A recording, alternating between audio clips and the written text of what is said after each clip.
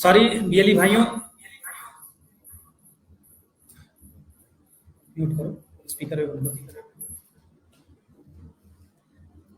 आप लोगों को, हाँ अभी अभी आवाज ठीक है। आप लोगों को बताना है कि बहुत दिनों बाद, मुझे लग रहा है एक लंबे अरसे के बाद आज की मुलाकात श्रृंखला में आप लोगों के साथ हम आज शामिल हुए हैं। इसकी एक खास वजह यह है कि कुछ स्थानीय स्तर पे, राज्य स्तर पे कुछ सेवाएं थी जो आप लोगों के साथ लेकर के आना था, जिसमें अभी मैंने एक स्क्रीन दिखाया कि ट्रांसपोर्ट विभाग की 51 सेवाएं ई सारथी और ई वाहन पोर्टल को हम लोगों ने सीएससी के साथ जोड़े जाने विषयक आवश्यक आदेश हम लोगों ने प्राप्त कर लिया है। और ये सभी के लिए आप सभी लोग बधाई के पात्र हैं कि आप लोगों का अच्छा काम पीएम जो किसान रजिस्ट्री है, इस तरीके से तमाम सारे कामों में जो आप लोग अच्छा काम करते हैं, आज उसी का नतीजा है कि उत्तर प्रदेश सरकार आप लोगों के लिए अपनी धीरे धीरे करके विभागों की दरवाजे खोलते चले जा रहे हैं। पिछले दिनों अभी हम लोगों ने एक सीएम युवा करके, जो मुख्यमंत्री जी का बहुत बड़ा ही विशेष कार्यक्रम है एमएसएमई विभाग के अंतर्गत, उस कार्यक्रम में आप लोगों को ये सीएससी के साथ कर लिया गया, इसका अलाइनमेंट हो गया, यानी कि सीएससी के साथ इसका अनुबंध हो चुका है। अब सीएससी बीएलई इसके लिए आवेदन ले सकेंगे। मैं जानता हूं आप लोगों के पास बहुत सारे सवाल होंगे, तो सवालों के जवाब के लिए मैं निवेदन करूंगा कि आप लोग चैट बॉक्स में अपने सवाल डालिए। आज इस पे हम लोग किन वजहों से सीएम युवा स्कीम क्या है, इसमें पात्र अभ्यर्थी कौन हैं, और इसमें कौन कौन से ऐसे कारक हैं जिसकी वजह से बैंक द्वारा आवेदन अनुमोदित किया जाता है यानी अप्रूव किया जाता है, और कौन से कारण ऐसे हैं जिसकी वजह से आवेदन को रिजेक्ट कर दिया जाता है। इन सब चीजों को आज हम लोग विधिवत चर्चा करेंगे, क्योंकि ये एक 1-to-1 आप लोगों के साथ चर्चा होगी। समय का कोई लिमिटेशन आज हमने नहीं रखा है, जितने लोग आएंगे सभी लोगों के प्रश्नों का जवाब दिया जाएगा, और हमारा प्रयास होगा कि आज इस मीटिंग के बाद हम किसी भी प्रकार का कोई संशय न रहे और हम सीएम युवा में एक बेहतर आवेदन कर सकें। बात को शुरुआत करने के से पहले, इस कार्यक्रम की शुरुआत करने से पहले हम स्वागत करेंगे अपने साथी कौशलेंद्र राय का, जो सीएससी के हमारे असिस्टेंट मैनेजर हैं। म्यूट रखिए। असिस्टेंट मैनेजर हैं जो इस पूरे कार्यक्रम को सीएससी के माध्यम से आप लोगों के बीच में सहयोग करने के लिए निर्दिष्ट किए गए हैं। ये आपके सहयोग में रहेंगे। कहीं भी बैंक लेवल पे या कहीं पे भी कोई समस्या आती है तो ये आपकी मदद करेंगे। इनका लास्ट में आपको नंबर भी दे देंगे हम, आप इनसे बात करें।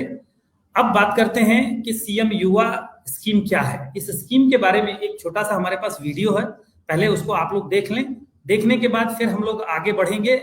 इसका ऑनलाइन कैसे रजिस्ट्रेशन करें, रजिस्ट्रेशन में किन किन तरह की चीजों का ख्याल आपको रखना पड़ेगा, कहाँ पे कैसे प्रोजेक्ट फाइल मिलेगा, अगर कोई समस्या आती है तो किससे संपर्क करना होगा, ये सारी चीजें आपको यहाँ पे बताई जाएगी। तो पहले हम शुरुआत करते हैं एक वीडियो क्लिप के साथ कि सीएम युवा है क्या। आत्मनिर्भर तभी बनेगा जब देश के युवा रोजगार मांगने वाले नहीं बल्कि रोजगार देने वाले बनेंगे। इसी दिशा में उत्तर प्रदेश, जो कि भारत की तीसरी सबसे बड़ी अर्थव्यवस्था है, एक ऐसा राज्य है जहां 25 करोड़ की आबादी का 56% युवा वर्ग है। यह राज्य अब अपने युवाओं की पूरी क्षमता का उपयोग करते हुए विकास और आत्मनिर्भरता की दिशा में कदम बढ़ा रहा है। देश में पहली बार माननीय मुख्यमंत्री योगी आदित्यनाथ जी के दूरदर्शी नेतृत्व में राज्य के युवाओं को सशक्त बनाने के लिए मुख्यमंत्री युवा उद्यमी विकास अभियान सीएम युवा योजना शुरू किया गया है। इसे आमतौर पर सीएम युवा योजना के नाम से जाना जा रहा है।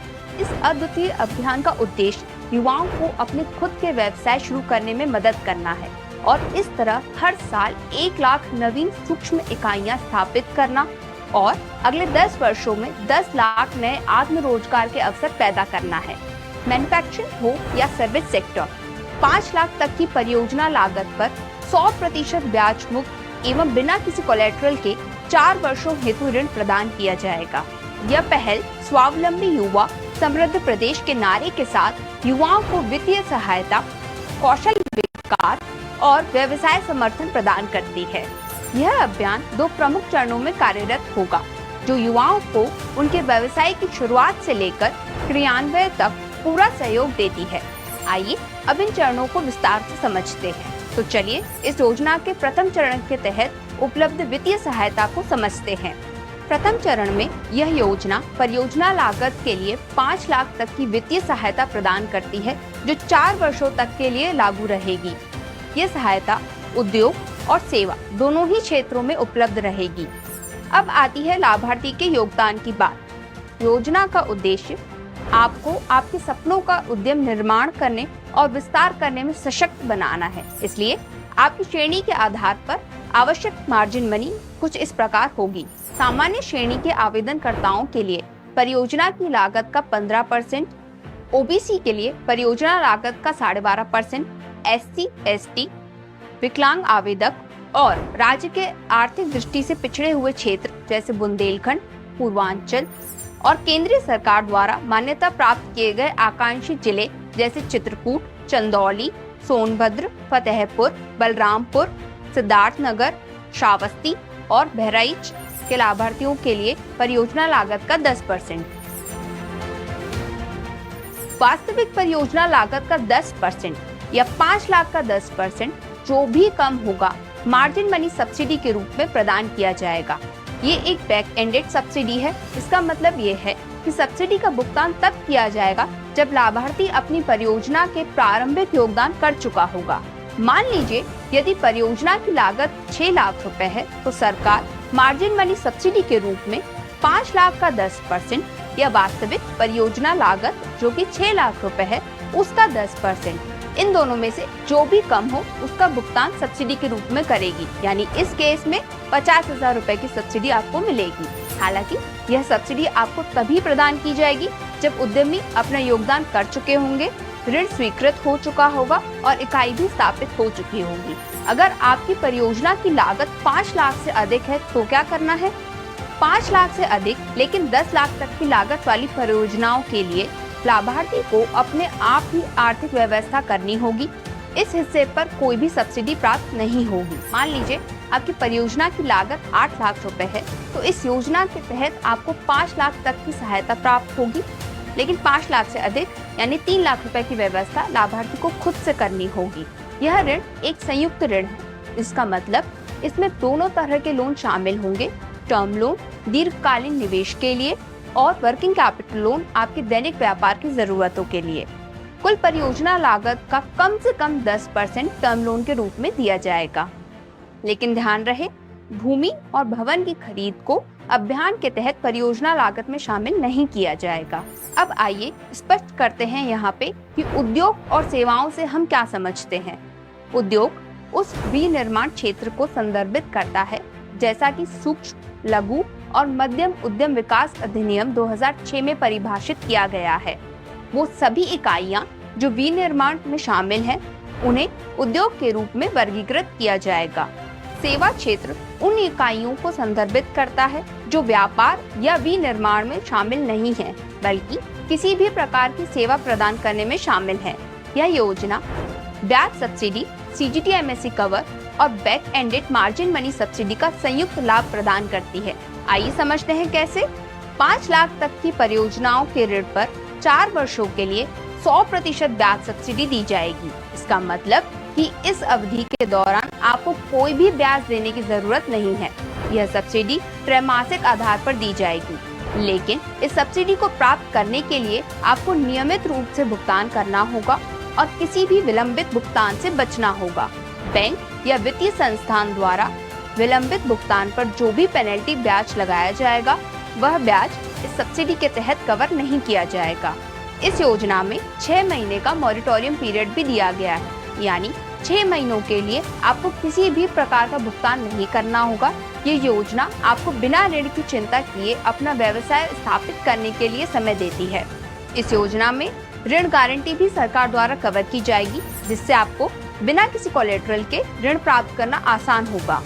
CGT-MSE कवर के लिए 4 वर्षों तक आवश्यक धनराशि का भुगतान भी राज्य सरकार द्वारा किया जाएगा। डिजिटल लेन देन को बढ़ावा देने के लिए प्रति लेन देन 1 रुपए तक का अतिरिक्त प्रोत्साहन प्रदान किया जाएगा, जो प्रति इकाई लाभार्थी के लिए 1 वर्ष में अधिकतम 2,000 रुपए तक होगा। इस योजना का लाभ लेने के लिए आप ये सुनिश्चित करें कि आप मुख्य योग्यता मानदंडों को पूरा करते हो, जो कि हैं कि आवेदक उत्तर प्रदेश का निवासी होना चाहिए। आवेदक की आयु 21 वर्ष से 40 वर्ष तक के बीच में होनी चाहिए। आवेदक को कम से कम कक्षा 8 तक की शिक्षा पूरी करनी होगी। जो आवेदक कक्षा 12वीं या समकक्ष योग्यता प्राप्त है, उन्हें प्राथमिकता दी जाएगी। आवेदक को सरकार द्वारा प्रायोजित कौशल विकास कार्यक्रम के तहत प्रशिक्षण प्राप्त होना आवश्यक है, जैसे विश्वकर्मा श्रम सम्मान योजना, एक जिला एक उत्पाद ODOP प्रशिक्षण और टूल किट योजना, SC ST OBC प्रशिक्षण अभियान या उत्तर प्रदेश कौशल विकास मिशन। वैकल्पिक रूप से उनके पास किसी मान्यता प्राप्त संस्थान से कौशल संबंधी क्षेत्र में प्रमाण पत्र, डिप्लोमा या डिग्री होना चाहिए। आइए अब समझते हैं आवेदन की प्रक्रिया। आवेदकों को अपने आवेदन पत्र ऑनलाइन आधिकारिक MSME पोर्टल msme.up.gov.in के माध्यम से जमा करना होगा। सभी आवश्यक दस्तावेज अपलोड करें, जिसमें आयु प्रमाण जैसे आधार कार्ड या जन्म प्रमाण पत्र, शैक्षिक योग्यता प्रमाण पत्र, प्रशिक्षण या कौशल प्रमाण पत्र, व्यापार अभियान या परियोजना प्रस्ताव और पता प्रमाण शामिल रहेगा।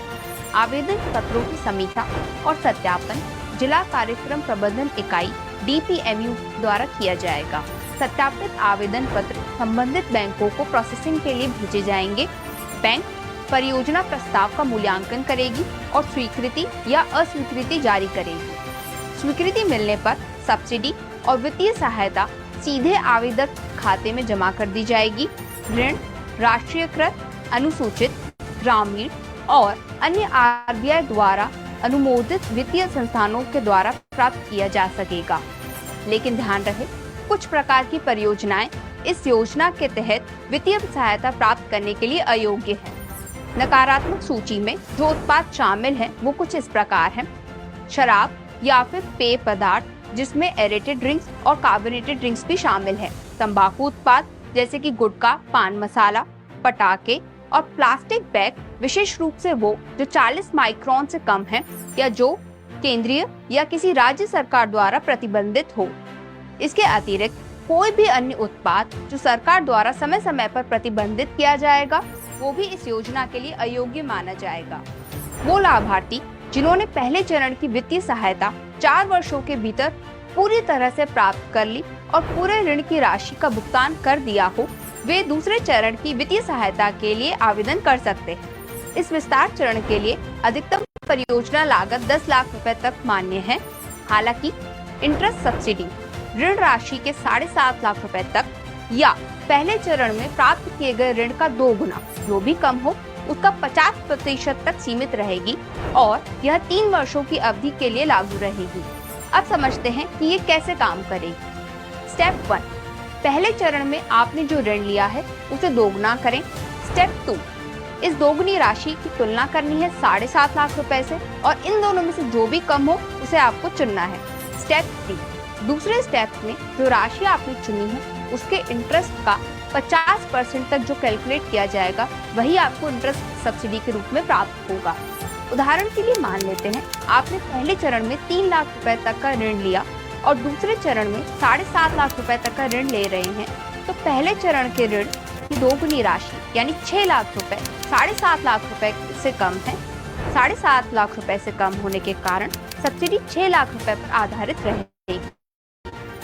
वहीं अगर आपने पहले चरण में 4 लाख रुपए तक का ऋण लिया है और आप दूसरे चरण में 7.5 लाख रुपए का ऋण ले रहे हैं, तो 8 लाख रुपए पहले चरण का दोगुना 7.5 लाख रुपए से अधिक होने के कारण सब्सिडी 7.5 लाख रुपए तक आधारित रहेगी। इस प्रकार सरकार एक निश्चित राशि पर ब्याज का आधा हिस्सा भुगतान करेगी, लेकिन यह 7.5 लाख रुपए के ब्याज से अधिक नहीं होगा। सही राशि इस पर निर्भर करेगी कि आपने पहले चरण पर कितना ऋण लिया है। यह ऋण बिना कोई संपत्ति गिरवी रखे मिलेगा और परियोजना लागत का कम से कम 10% टर्म लोन के रूप में फंड किया जाएगा। वर्कशॉप और वर्कशीट की लागत को समग्र परियोजना लागत के हिस्से के रूप में स्वीकार किया जाएगा। आपकी श्रेणी के आधार पर आवश्यक मार्जिन मनी पहले चरण की तरह ही रहेगी।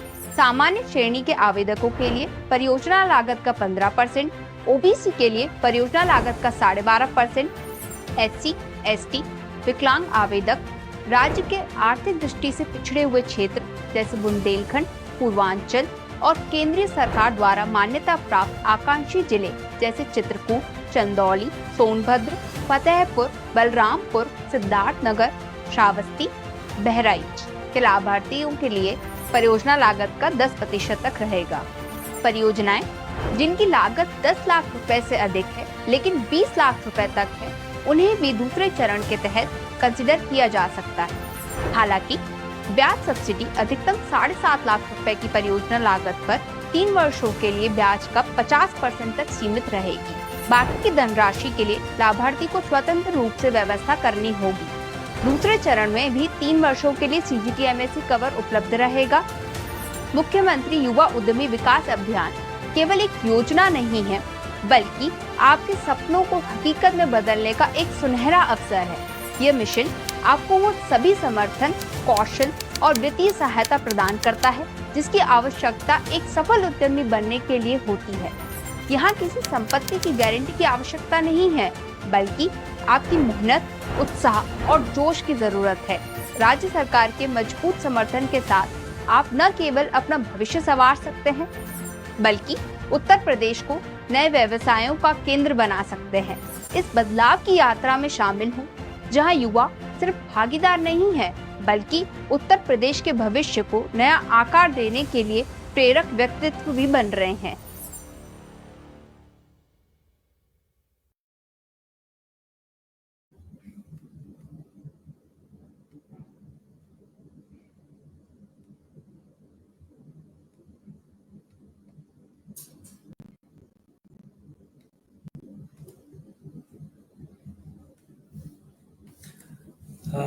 बहुत बहुत धन्यवाद। ये वीडियो आपने देखा जो इस योजना के संबंध में एक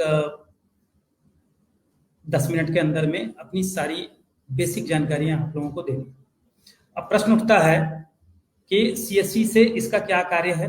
CSC का कार्य है कि अपने आसपास के नागरिकों को जो कि रोजगार को नए रोजगार की तरफ बढ़ना चाहते हैं या अपने रोजगार को और अपग्रेड करना चाहते हैं, ऐसे युवा उद्यमियों को प्रोत्साहित करना, उनको समझाना, स्कीम के बारे में बताना, इनकी डॉक्यूमेंटेशन, फाइलिंग ऑनलाइन ये BLE के माध्यम से कराना। इवन हमारा BLE भी एक उद्यमी है, आपके नाम के आगे भी लगा है कि ग्रामीण स्तरीय उद्यमी। तो आप BLE हैं, आप अपने सेंटर में कुछ चीजों को और आगे लेके बढ़ना चाहते हैं, कुछ अपने स्थिति को, एक कंप्यूटर है, आप एकेडमी लगाना चाहते हैं, 15 कंप्यूटर के साथ एक सेटअप लेना चाहते हैं, आपका प्रिंटर खरीदना है, कुछ और भी स्टैंडर्ड लेवल पे आप अपने आप को अपलिफ्टमेंट करना चाहते हैं, ऐसे में जिससे कि आपके रोजगार में और इजाफा हो सके, बढ़ावा हो सके, तो आप स्वयं भी एक आवेदक हैं। बहुत सारे BLEs ने इसमें आवेदन करके उनको लाभ मिला है। तो मैं कौशलेंद्र से अब चर्चा करूंगा कि ये इसका ऑनलाइन आवेदन के बारे में बताएं, इसका पोर्टल समझाएं, इसके डू डोंट समझाएं, और जो हमारे BLE बंधु सवाल कर रहे हैं उनके सवालों के जवाब अंत में हम लोग मिल करके देंगे। तो कौशलेंद्र, ओवर टू यू, आप शुरू करें अपने प्रेजेंटेशन के। थैंक यू सर, मुझे ये मौका देने के लिए। और सबसे पहले सभी BLE भाई बंधु को नमस्कार। मेरा नाम कौशलेंद्र राय है, मैं CSC मुख्यालय पे रहता हूँ, कार्यरत हूँ। और आज मुझे अजय सर ने आज ये मौका दिया है कि मैं एज अ नोडल आपको CM युवा के बारे में कुछ जानकारियाँ दे सकूँ। क्या है कि ये जब से योजना चालू हुई है तो आवेदन तो करीब 58,000 हुए हैं, बट सिर्फ आवेदन से मतलब नहीं है कि हमने आवेदन कर दिया वो हो गया। उसमें सक्सेसफुल रेशियो क्या है, जो एक बड़ी भूमिका है हमारे सभी CSC BLE भाई की, सभी लोगों की। तो जो हमारे 58,000 जो भी आवेदन हुए हैं, उसमें से जो फाइनल एक होता है ना कि फाइनल सबमिट होना, कि जिसका पैसा कटना, वो सब मैं आगे अभी मैं बताऊंगा, तो वो सिर्फ 30,000 के लगभग हुआ है। तो अब आप सोचिए कि 28,000 अभी भी आवेदन आपके DSP पोर्टल पे रुके हुए हैं। कि आपने अब क्या है कि जो वो 28,000 जो लोग हैं, अब वो कहीं पे भी अपना आवेदन नहीं कर सकते, किसी भी या तो डायरेक्ट आपके डीएसपी पोर्टल से या एमएसएमई जो मुख्यमंत्री युवा का जो पोर्टल है वहां से भी, क्योंकि आपने उनका एक बार आवेदन कर दिया, ओटीपी ले ली, आधार उनका रजिस्टर हो गया, तो अब वो कहीं भी नहीं कर पाएंगे। तो इस योजना को आगे बढ़ाने के लिए और इस सेशन को आगे बढ़ने से पहले मैं एक बार ये स्पष्ट कर दूं कि बहुत सारे जितने भी वीरली भाई बंधु देख रहे होंगे, इसमें से मैक्सिमम लोगों ने इस पे काम करा है, काम किया हुआ है, लोगों का रजिस्ट्रेशन किया हुआ है। तो मेरा आप सभी से एक यही अनुरोध और निवेदन है कि जिन लोगों ने रजिस्ट्रेशन आवेदन किया है अपने डीएसपी पोर्टल पे और फाइनल सबमिट नहीं किया है, फाइनल सबमिट क्या होता है उसके बारे में अभी आपको समझाऊंगा प्रेजेंटेशन के मामले से, कि फाइनल सबमिशन तब होता है कि जब आपके डीएसपी अकाउंट से, वॉलेट से 33 रुपए 54 पैसे का डिडक्शन हो जाए, जब पैसा कट जाए, तो तब जाके वो आवेदन आपके पोर्टल से वो डीआईसी के पोर्टल पे जाएगा। तो इस योजना को शुरू करने से पहले मैं एक चीज आप लोग को एक सारांश में छोटे से बता देता हूं कि इसमें 3 स्टेप है जो हमारी ये योजना है। पहला स्टेप क्या है कि वीएलई रजिस्ट्रेशन, जो जैसे मैं आया, मैं एक आवेदक हूँ, ठीक, मैं एक कॉमन सर्विस सेंटर पे मैं पहुंचा, मैंने बोला कि भैया मुझे 5 लाख का जो सीएम युवा उद्यमी चल रहा है लोन, मुझे उसमें अपना रजिस्ट्रेशन करना है। तो ठीक है, तो आपने बोला ठीक है सर, आप अपने डॉक्यूमेंट लेकर आइए, मैं यहाँ से रजिस्ट्रेशन कर देता हूँ। तो पहला स्टेप वो हो गया कि आपने डीएसपी खोला, मेरे आधार लिया, ओटीपी लिया, सब कुछ किया, आपने मेरा रजिस्ट्रेशन कर दिया, पहला स्टेप हो गया। बट कंप्लीट कब होगा? जब आपने अपने वॉलेट से पैसा डिडक्ट कर दिया। अब क्या होगा, दूसरा स्टेप क्या है, जब मेरा जो एप्लीकेशन है वो डीआईसी के पास पहुंच गया, ठीक, आपने कर दिया, सब कुछ हो गया, अब वो डीआईसी के पास पहुंच गया, तो वो दूसरा स्टेप है। तीसरा स्टेप क्या है कि डीआईसी ने अपना देखा, अपना वो पोर्टल खोलेगा, लॉगिन करके चेक करेंगे, दस्तावेज डॉक्यूमेंट चेक करेंगे, सब कुछ ओके है, तो वो फिर क्या करेंगे, आगे बैंक को फॉरवर्ड कर देंगे। तो जो लास्ट स्टेप है वो बैंक का ही है। इसमें जो भी रोल है, जो भी चीजों को जो करना है, जो ऑन ग्राउंड पे होगा, वो बैंक ही करता है। ये नहीं है कि जैसे वीएलई ने आपने रजिस्ट्रेशन कर दिया है तो आप उसको, मुझे, जैसे मैं आया था, तो ये आपकी गारंटी नहीं है कि आप मुझे पैसा दिलवाई दोगे 5 लाख लोन। आपने रजिस्ट्रेशन कर दिया, जो भी उसमें पूछे गए थे, जो भी शर्तें थी, वो आपने मेरे से पूछा, वो आपने उसमें भर दिया, ठीक है, आपने अपना काम कर दिया, डीआईसी के पास चला गया, डीआईसी ने भी एक बार उसको देखा, चलो कि ठीक है चीज है, फिर डीआईसी ने लगा सही है, अब उसने बैंक को भेज दिया। बट जो सबसे बड़ा जो चैलेंज है वो बैंक का ही चैलेंज है। क्या है कि पैसा बैंक को ही देना है। तो बैंक ऐसा नहीं है कि मेरा एप्लीकेशन उसके पास चला गया कि भाई मुझे 5 लाख का रुपए लोन चाहिए, मैं कुछ फलाना सेटअप करना चाहता हूँ बिजनेस, तो बैंक ने उठा और मुझे 5 लाख मेरे अकाउंट में ट्रांसफर कर दिया। नहीं, ये बहुत सी मानसिकता लोगों की बनी हुई है ग्राउंड में, अभी भी बता दे रहा हूँ, इसमें बहुत कंफ्यूजन है लोगों को। तो ये बिल्कुल भी नहीं है।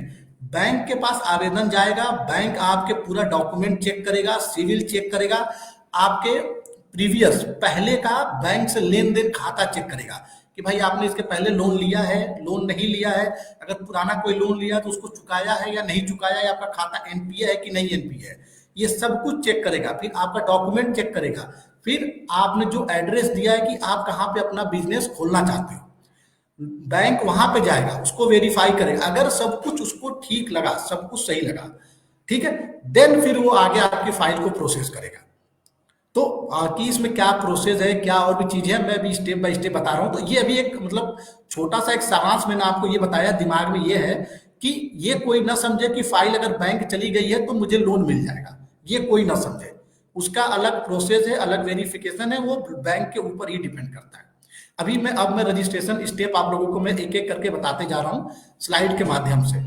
इसके बाद ये एक देखिए, ये आ गया, पहली स्लाइड है मुख्यमंत्री युवा उद्यमी। इसके बाद मैं क्या करूंगा कि आप लोगों को एक डीएसपी पोर्टल अपना लॉगिन करके और लाइव मैंने कुछ उसमें रजिस्ट्रेशन किया हुआ है, मैं एक एक चीजों में आपको बताता चलूंगा, ठीक है। उसके बाद जब आखिरी में, जैसे अजय सर ने बोला था कि वो लास्ट में हम लोग एक कन्वर्सेशन करेंगे, जो भी डाउट्स हैं, क्वेश्चन है, वो हम उसको रिजॉल्व करेंगे, ठीक है। ये हमारा ये स्कीम है। नेक्स्ट है, अब देखिए जो योजना की जो कुछ मुख्य बातें हैं कि 1 लाख युवाओं को प्रति वर्ष लोन दे, जो मुख्यमंत्री जी की जो इसमें उद्देश्य है कि 1 लाख युवाओं को प्रति वर्ष 10 साल तक इसमें हमें लोन देना है। किस लिए देना है? ये नहीं है कि लोन दे दिया, पैसा दे दिया, जाके तुम कुछ भी कर लो। लोन इन द सेंस कि स्वरोजगार को बढ़ावा करने के लिए। अगर मैं ही हूं, मैं एक मिडिल क्लास फैमिली से हूं, मैं शिक्षित भी हूँ, मुझे आइडिया भी है कि मुझे अपने मार्केट में, अपने गांव के आसपास, अपने शहर में मैं क्या खोल सकता हूँ कि चलेगा, जो लोगों को भी फायदा देगा। बट मेरे माता पिता के पास पैसा नहीं है, पूंजी नहीं है लगाने के लिए, वो किसान है भाई, वो मुझे कहाँ से 5 लाख 10 लाख रुपए देंगे? तो मैं कुछ नहीं कर पा रहा हूँ, ना मैं कुछ नौकरी कर पा रहा हूँ, ना ही मैं अपना कोई बिजनेस सेटअप कर पा रहा हूँ।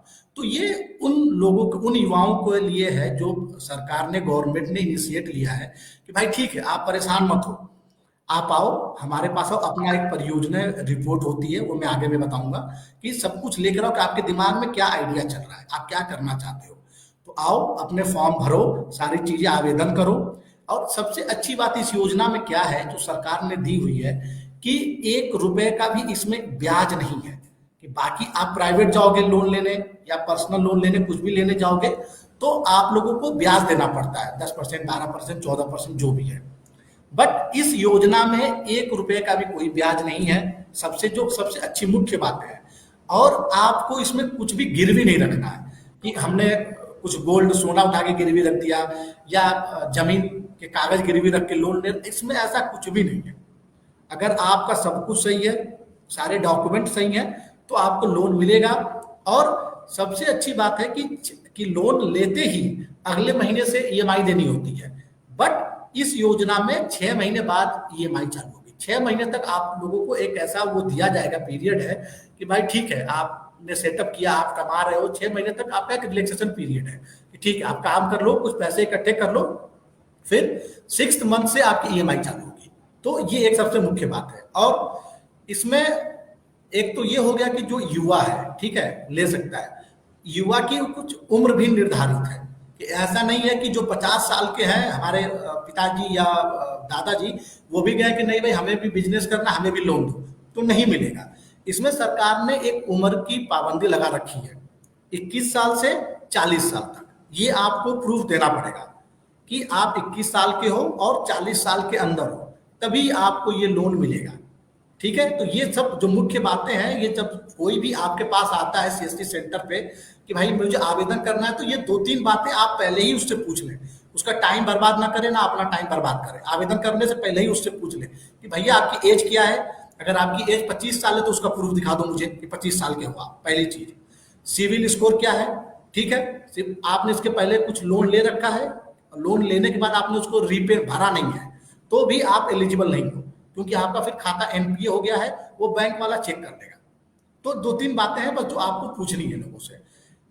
5 लाख तक के उद्योग सेवा परियोजना पर 100% ब्याज मुफ्त एवं बिना गारंटी का ऋण, मैंने आपको बता रखा है कि 5 लाख तक का लोन मिलेगा, और जो कि बिना गारंटी और बिना इंटरेस्ट के है, कोई भी आपको नहीं देना है। और परियोजना लागत के आखिरी में जो 4 साल, ये 5 साल के लिए है, जैसे ही ये शुरू होगा और लास्ट में जब आपकी ईएमआई जाने लगेगी, तो आखिरी में 10% सब्सिडी है सरकार की तरफ से। जैसे कि मैंने 5 लाख का लोन लिया, तो 10% 50,000 रुपये मुझे नहीं भरना है आखिरी में, मुझे 4,50,000 तक ही जमा करना है। ये सरकार की तरफ से एक अनुदान है, सब्सिडी है। आयु 21 से 40 साल। अब योग्यता, इसमें योग्यता भी मायने रखती है, बट सरकार ने ऐसा नहीं किया है। सरकार ने ये सब कुछ देखकर एक योग्यता निर्धारित की है कि हमारे आसपास, हमारे जिले में या गांव में मिनिमम जो पढ़ा लिखा होगा 8वीं पास तो होगा ही होगा। अगर जो 8वीं से भी कम है तो फिर यार वो क्या बिजनेस कर सकता है या वो क्या सेटअप कर सकता है, ठीक है, कर सकता है, वो अलग बात है। बट सरकार ने इसमें एक निर्धारित कर दिया कि भाई 8वीं पास होना आपका जरूरी है। 8वीं, 9वीं, 10वीं, 8वीं से ऊपर रहिए। अगर 8वीं का सर्टिफिकेट, मार्कशीट है आपके पास, तो आप आवेदन कर सकते हो। 8वीं से नीचे है तो फिर नहीं कर सकते। तो ये 2-3 चीजें आप पहले ही पूछ लेंगे जो भी आवेदन करने आएगा इसमें। और दूसरी चीज कि जैसे मैं आया तो आपने मुझे ये 2-3 चीजें पूछ ली, मेरा एज पूछ लिया कि मैं कहाँ तक पढ़ा हूँ, ये पूछ लिया आपने। और एक चीज और आप पूछेंगे कि क्या मैंने कोई अन्यथा सरकार की कोई अदर स्कीम में तो लोन नहीं ले रखा है मैंने किसी और स्कीम में। जैसे अभी तो ये सीएम युवा है, ऐसी और भी 2-3 स्कीमें हैं जो स्टेट सरकार की और केंद्र सरकार की हैं, चलती रहती है। तो मैंने कोई तो अगर मैंने ले, या तो राज्य सरकार या केंद्र सरकार, कोई भी स्कीम का मैंने लाभ लिया है या लोन लिया है, तो मैं रिजेक्ट हो जाऊंगा, मैं फिर इस स्कीम के लिए पात्र नहीं हूं। तो ये ध्यान रखिएगा। ये है हमारी वेबसाइट, ठीक है, msme.up.gov.in। आप टाइप करोगे तो ये एक पेज खुलकर आ जाएगा, वेब पेज सामने आपके।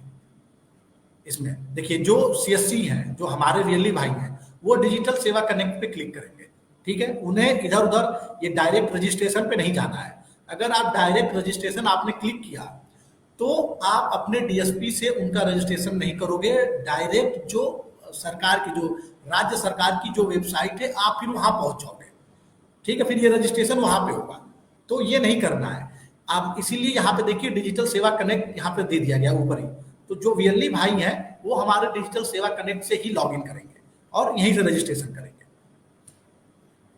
ये देखिए, अब ये सबको पता है, जितने भी हमारे वीएलई भाई बंधु हैं, ये डीएसपी पोर्टल है कि अपना लॉगिन आईडी पासवर्ड कैप्चा ये डालना है, ठीक है। इस पे लॉगिन कर दिया, नेक्स्ट। अब देखो जब आप लॉगिन करेंगे तो ये अंदर ये अब चैप्टर यहाँ से लाइव देख रहा हूँ, मैं इसको बंद करता हूँ, लाइव दे रहा हूँ, यहाँ से लाइव जा सकते हैं।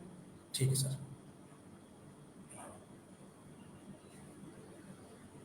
लाइव पोर्टल है, डिजिटल सेवा पोर्टल से जाओ। हाँ, मैं प्रेजेंट कर रहा हूँ।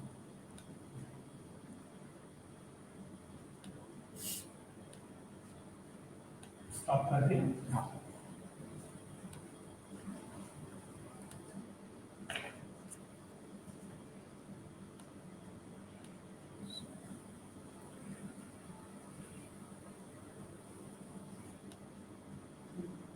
लाइव सेशन चल रहा है, ऑन करना है, 2 मिनट बाद समझा कि एक्सेस हाँ, मेरी स्क्रीन विजिबल है आप लोगों को?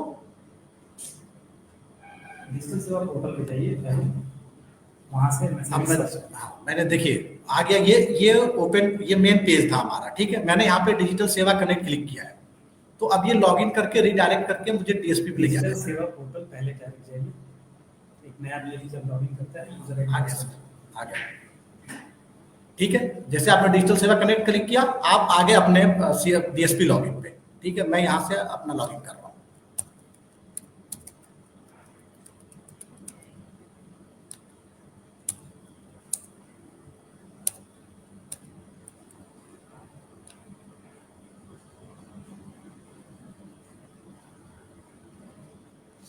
ये पहली बार जब आप लोग ओपन करेंगे तो ये एरर आएगा, ठीक है। तो इससे परेशान नहीं होना है कि ये क्यों आ रहा है, ये एरर आएगा। फिर से क्या करना है आप लोगों को, पेज को रिफ्रेश करना है।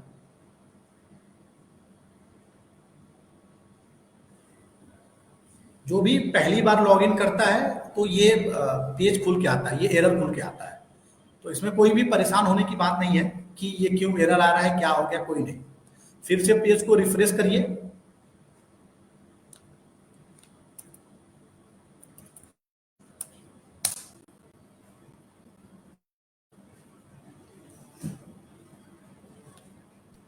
एक दो बार रिफ्रेश करेंगे तो पेज खुल के आ जाएगा। वो आता है, वो एरर है, वो पोर्टल का ही है, वो सर्वर से होता है। तो इसमें कोई भी परेशान होने की बात नहीं है सर। ये देखिए, ये पेज खुलकर आ गया पूरा, ठीक है। तो मैंने ऑलरेडी यहाँ पे देखिए न्यू एप्लीकेशन पे जाएंगे तो एप्लीकेशन स्टार्ट हो जाएगा, ठीक है। अब मैंने ऑलरेडी एप्लीकेशन कर रखा है आप लोगों को दिखाने के लिए, तो मैं व्यू एप्लीकेशन पे आ गया।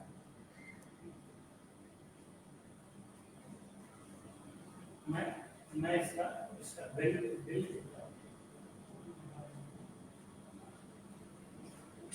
थोड़ा सा वेबसाइट है ना, थोड़ा सा ये स्लो चलती है क्योंकि इसमें बहुत लोड है सर्वर पे, तो थोड़ा सा ये स्लो काम करता है।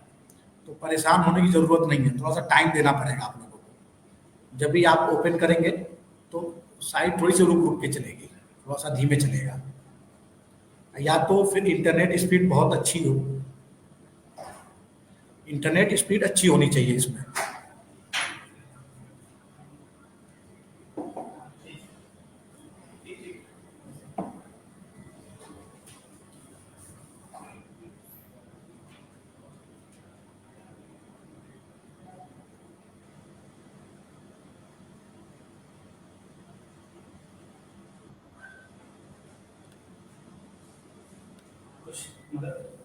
थोड़ा सा टाइम लग रहा है, ये साइट थोड़ी सी स्लो चलती है।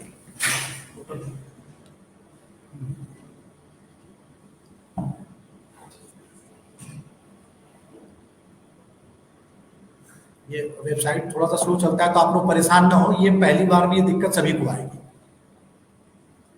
एक बार इस पे वो लोड हो जाती है, हाँ, मेमोरी में आ जाता है, फिर दोबारा इशू। तो 2 से 3 बार आप लोग को रिफ्रेश करना पड़ेगा इस पे। तो ये क्योंकि ये दिक्कतें आई थी, बहुत लोग है इससे। अभी इस पे काफी लोड है इस सर्वर पे। नया सर्वर डिपार्टमेंट ने नया सर्वर लिया है, बट फिर भी हाँ ये आ गया, बताइए वो क्या है? हाँ, डिजिटल सेवा कनेक्ट पे क्लिक करना है। ये देखिए खुल गया ना। तो अगर मुझे नया एप्लीकेशन करना है तो यहाँ पे देखिए न्यू एप्लीकेशन है, ठीक है। तो मैंने क्या किया कि मैंने ऑलरेडी आप लोग को दिखाने के लिए मैंने यहाँ पे सेव कर रखा है। व्यू एप्लीकेशन पे मैं जा रहा हूँ आप लोगों को दिखाने के लिए। ये देखिए यहाँ से व्यू कर लिया। ऐसे आप लोग भी अगर किसी का आवेदन करेंगे तो जब पोर्टल खोलेंगे ना तो यही आएगा, फिर आपको व्यू में जाके उसका स्टेटस देखना है।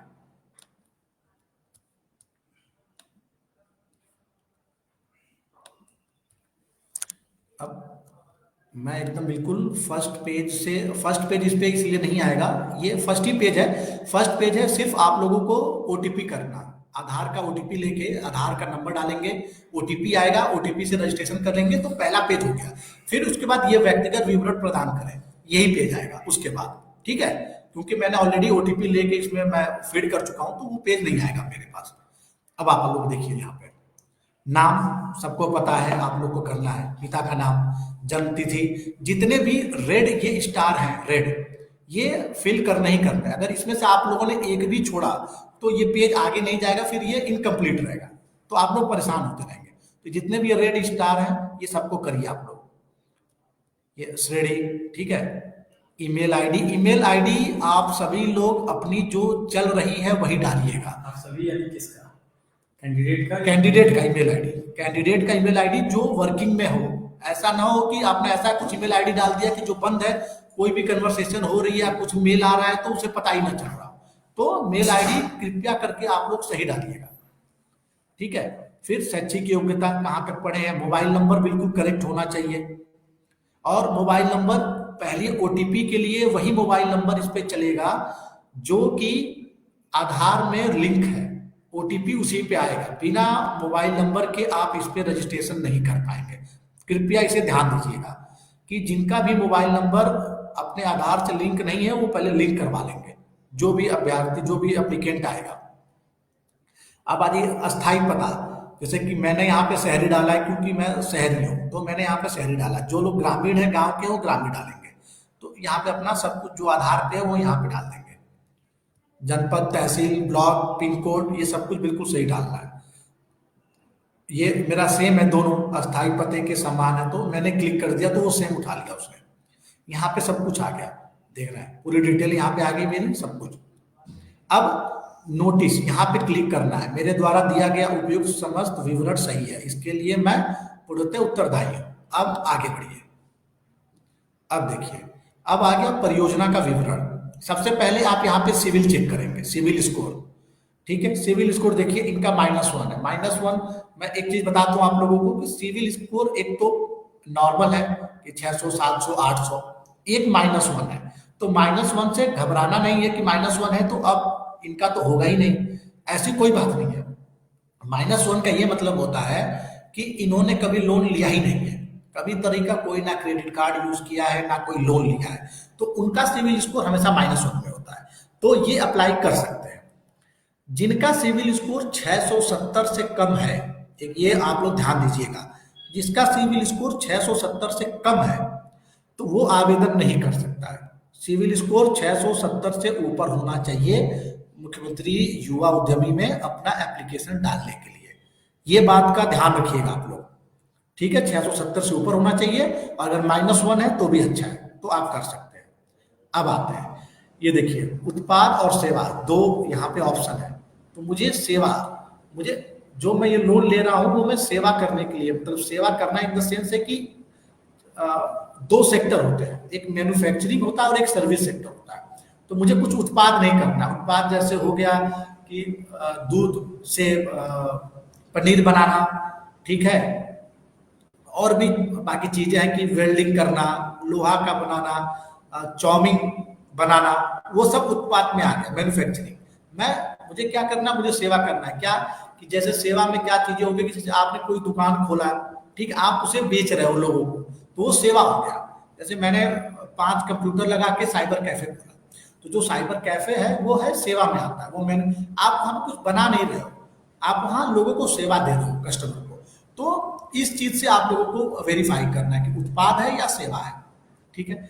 परियोजना इकाई का नाम मैंने अपना भारत रखा है, अपनी परियोजना का नाम, ठीक है। अब सेवा में मैं क्या करने जा रहा हूँ, मैं क्या किस चीज का बिजनेस स्टार्ट करने जा रहा हूँ, तो मैंने यहाँ पे लिखा है flex printing and stationery supply. मैं जो चालू करने जा रहा हूँ, मैं अपने यहाँ फ्लैक्स प्रिंटिंग करूंगा, ठीक है। प्रिंटिंग कई तरीके की होती है, फ्लैक्स हो गया, छोटे बड़े सब, ठीक, और स्टेशनरी सप्लाई भी। तो ये मेरा दो, तो ये आते हैं सर्विस सेक्टर में, ये मैं सेवा दे रहा हूँ, मैं कुछ बना नहीं रहा, ठीक है। प्रस्तावित कार्यस्थल का पता, अब यहाँ पे देखिए, ये पता आपके घर के पते से अलग है। कि प्रस्तावित कार्यस्थल का पता मतलब कि आप कहाँ पे सेटअप करना चाहते हैं, अपना बिजनेस कहाँ चालू करना चाहते हैं। मैं ये फ्लैक्स प्रिंटिंग और स्टेशनरी की जो दुकान है, मैं ये कहाँ लगाऊंगा, तो मैंने यहाँ पे अपना वो डाल दिया।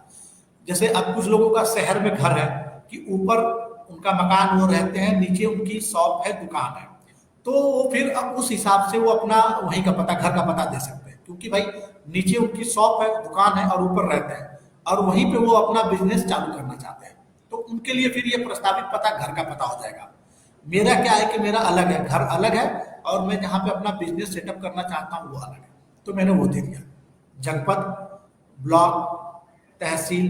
अब देखिए जो मेन है, जो ध्यान देने वाली बात है, प्लांट एवं मशीनरी, उपकरण, टर्म लोन की लागत, और एक चक्र कार्यशील पूंजी। जो बैंकों में जो फाइल रिजेक्ट हो रही है, जो लोग नहीं कर पा रहे, वो यहीं पे मिस्टेक हो रही है, यहीं पे गलतियां लोग कर दे रहे हैं।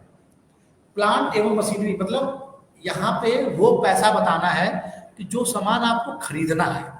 जैसे मैंने फ्लैक्स और स्टेशनरी सप्लाई लिखा है, तो फ्लैक्स प्रिंटिंग के लिए मुझे क्या क्या चीजें चाहिए होगा, फर्नीचर चाहिए होगा, प्रिंटिंग मशीन चाहिए होगी, ठीक है, वाईफाई चाहिए होगा, स्टेशनरी के कुछ सामान चाहिए होंगे। तो ये पूरा खरीदने की लागत मेरी 3 लाख है विथ जीएसटी, क्योंकि जीएसटी जहां से आप ये सामान खरीदोगे वो जीएसटी वो लेगा, तो विथ जीएसटी मेरा 3 लाख रुपए है, तो मैंने यहाँ पे 3 लाख डाल दिया। अब एक चक्र कार्यशील पूंजी, अब ये क्या है, सीसी लिमिट क्या है कि जैसे मैंने अपना बिजनेस सेटअप कर लिया, मैंने अपना फ्लैक्स प्रिंटिंग स्टेशनरी का पूरा सामान, पूरा सब कुछ सेटअप कर लिया है, बट उसको चलाने के लिए मुझे 3-4 लेबर चाहिए, उनको सैलरी देनी है हर महीना। मैंने एक दुकान लिया है रेंट पे, उसका रेंट भी मुझको देना है, बिजली का बिल देना है। तो शुरुआत के 2-3 महीने 4 महीने ये मैं कहाँ से दूंगा, मैं घर से दूंगा। तुरंत बिजनेस सेटअप करते ही मेरे पास इनकम तो आने नहीं लगेगी कि इनकम आ रही है, मैं तुरंत मैंने भरना शुरू कर दिया।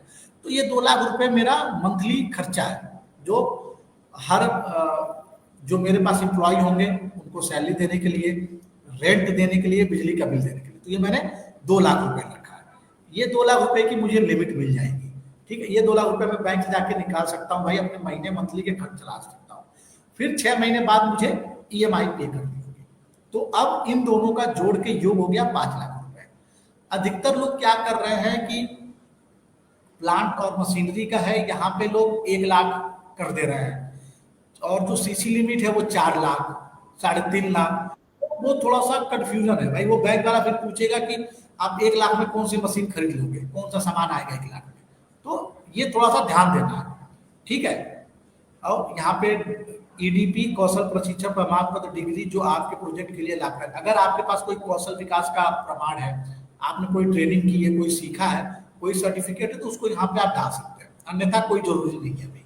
अगर जिनके पास नहीं है वो इसके बिना भी कर सकता है, ठीक है। ये पेज क्लियर हो गया पूरा। अब आगे बढ़े नेक्स्ट पेज।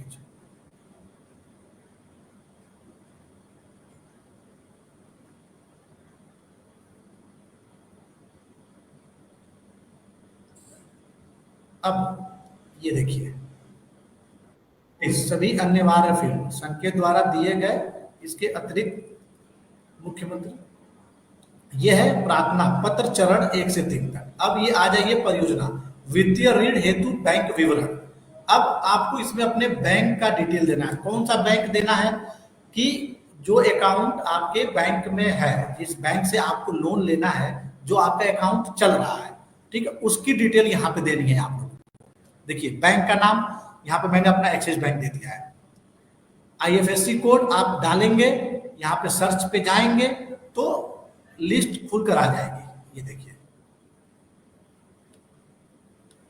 जैसे है यहाँ पे UTBI 3400, तो यहाँ पे डालेंगे UTIB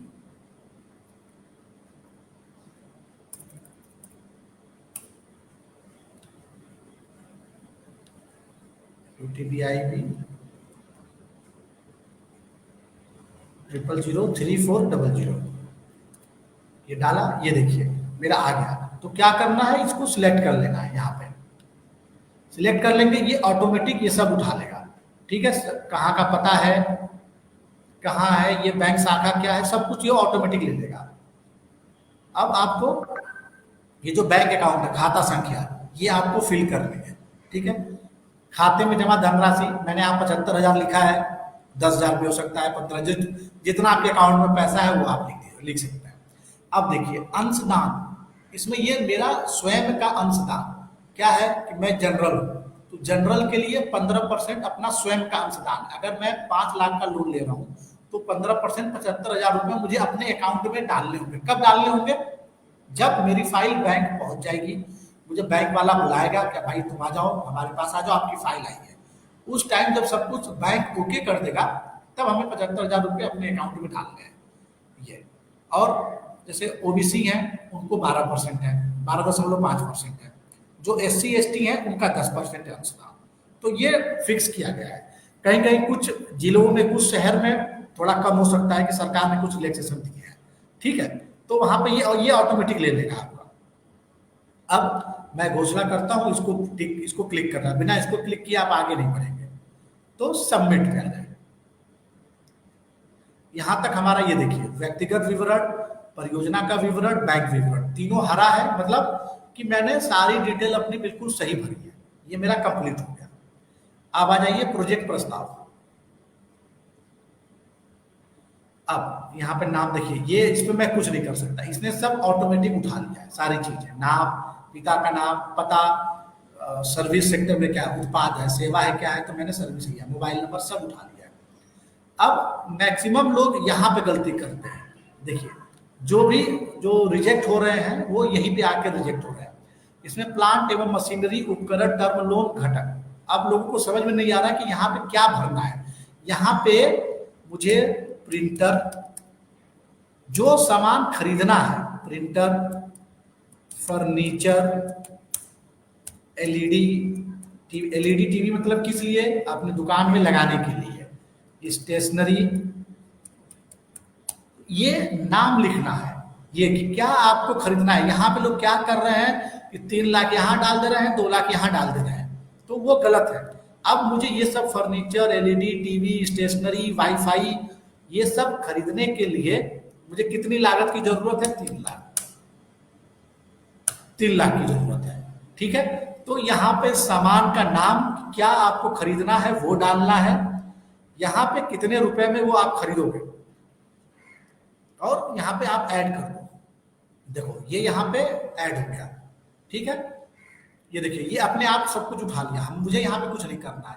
कुल अस्थायी पूंजी 3 लाख रुपए, कार्यशील पूंजी 2 लाख रुपए, परियोजना की लागत 5 लाख रुपए, स्व पूंजी मैं अपना मेरा अंशदान क्या है 75,000 रुपए का, बैंक ऋण 4,25,000, कुल योग 5 लाख रुपए।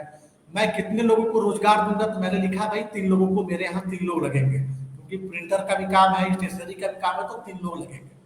आपके यहाँ अगर 0 है या 1 लोग लगेंगे तो वो आप लिख सकते हो उसमें। ठीक है, अब आगे बढ़े। अब यहाँ पे क्या है कि अब देखिए यहाँ पे खुद जो है, जिसका एप्लीकेंट है, जो भर रहा है, उसको यहाँ बैठना पड़ेगा। अभ्यर्थियों परियोजना के संबंध में अतिरिक्त जानकारी, आयु खुद से ले लेगा, आपको करने नहीं देगा।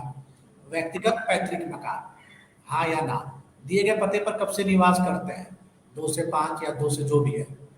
शैक्षिक योग्यता क्या है, स्नातक, हाई स्कूल, इंटरमीडिएट। प्रस्तावित कार्य के संबंध में जानकारी कब से है, 1 से 3 साल से, जो भी है, ये आपके ऊपर है।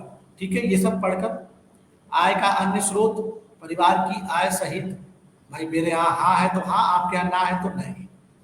आयकर हेतु मूल्यांकित मैं ITR भरता हूं तो मैंने हाँ, अगर आप नहीं भरते हैं तो नहीं। जीवन बीमा धारण करते हैं, नहीं। ऋण प्रदाता बैंक के साथ संपर्क इतिहास, इसका मतलब ये है कि आपका जो अकाउंट है बैंक में कितने साल से है। मेरा 3 साल से अधिक है। परियोजना की आर्थिक संबद्धता, परियोजना की स्थापना हेतु कच्चे माल, श्रमिक इत्यादि की उपलब्धता, वो बाजार से नजदीकी, हाँ है।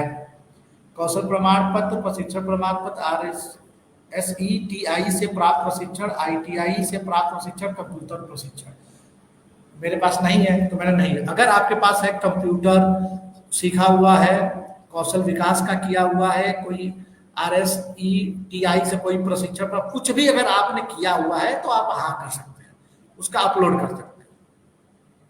उत्पादों की बिक्री हेतु बाजार के साथ संबद्धता, हाँ है। अभ्यर्थी द्वारा किए गए ऋण भुगतान की अवधि भाई 5 वर्ष मुझे चाहिए। संभावित रोजगार सृजन, स्वरोजगार। प्रोजेक्ट डिटेल यहाँ पे भाई अपना थोड़ा सा जो आगे लिखा है कि क्या आप करना चाहते हो उसके बारे में 1 लाइन लिखना है, कुछ नहीं करना है। ठीक है, कि आप जो कर रहे हो उससे क्या फायदा होगा लोगों को, तो 1 लाइन में बस इसको लिख देना है। यहाँ पे आप अपने से लिख सकते हैं इसको। फिर यहाँ पे मैं ये घोषणा करती हूँ कि उपरोक्त क्रम से 1 से 16 तक दी गई जानकारी सही है एवं इसमें किसी भी प्रकार की विसंगतियां, त्रुटि हेतु मैं कानूनी रूप से पूर्णतः उत्तरदायी रहूंगा या रहूंगी। अगर लड़की है तो रहूंगी, लड़का है तो रहूंगा। ठीक है, यहां तक हो गया। अब यहाँ पे सबमिट करिए इसको। अब देखिए, दस्तावेज अपलोड करने के लिए यहाँ क्लिक करें। आपको क्या क्या दस्तावेज चाहिए फाइनल अपलोड करने के लिए। ठीक है, पासपोर्ट आकार का फोटोग्राफ 20 KB साइज होनी चाहिए।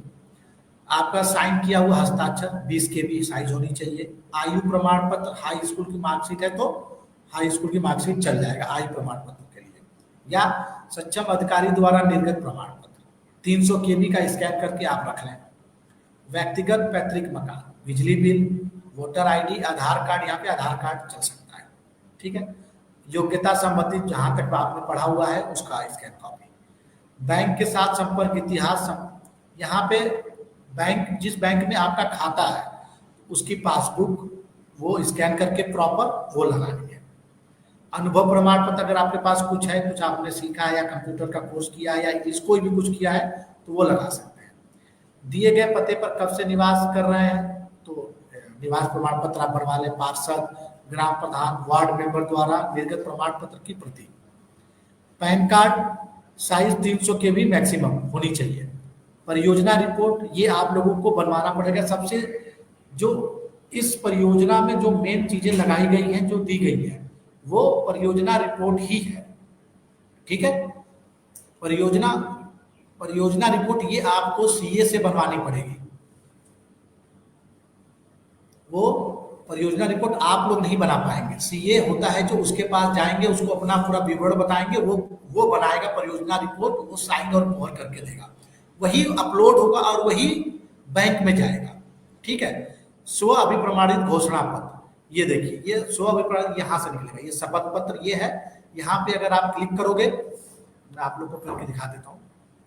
ये देखिए, ये है, इसका आप प्रिंट मारेंगे और इसको साइन करके यहाँ पे साइन करके स्कैन करके फिर इसको ये अपलोड होगा।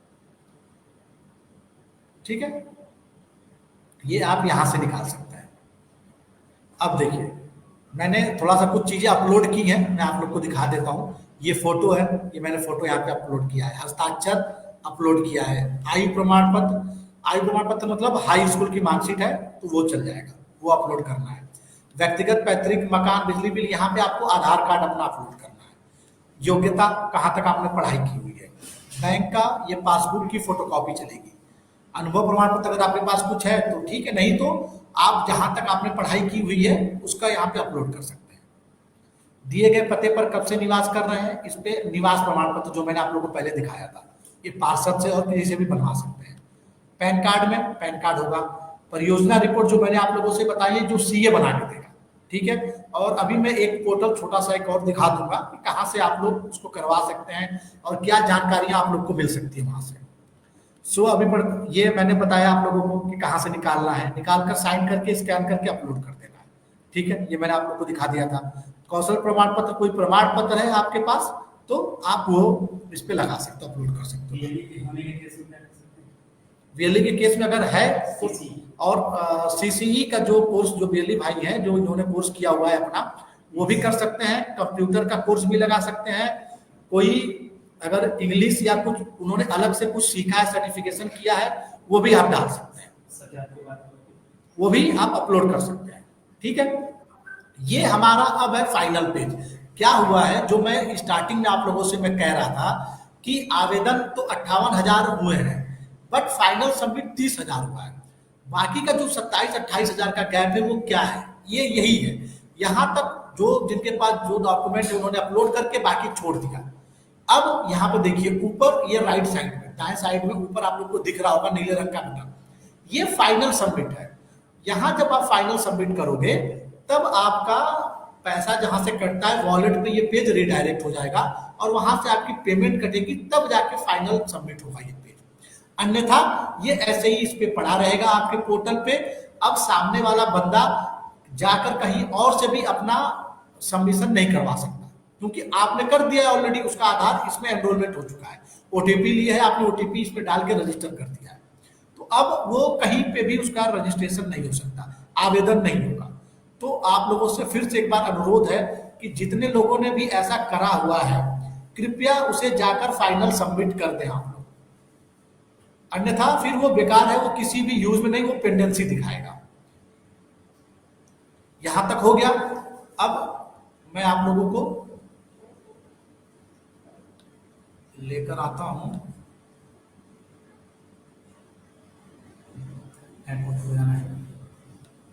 मैं अब आप लोगों को मैं एक पोर्टल पे दिखाता हूं जहां से आप लोग थोड़ी सी जानकारी आप लोगों को और मिल सकती है।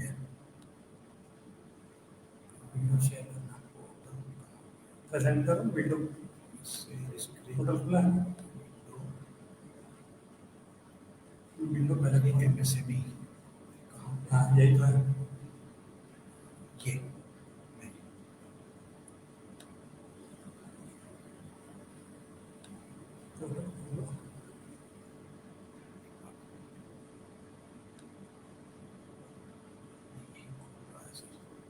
मैं यहाँ पे मतलब है, हाँ ठीक है, वही वहाँ जाके सेव करो।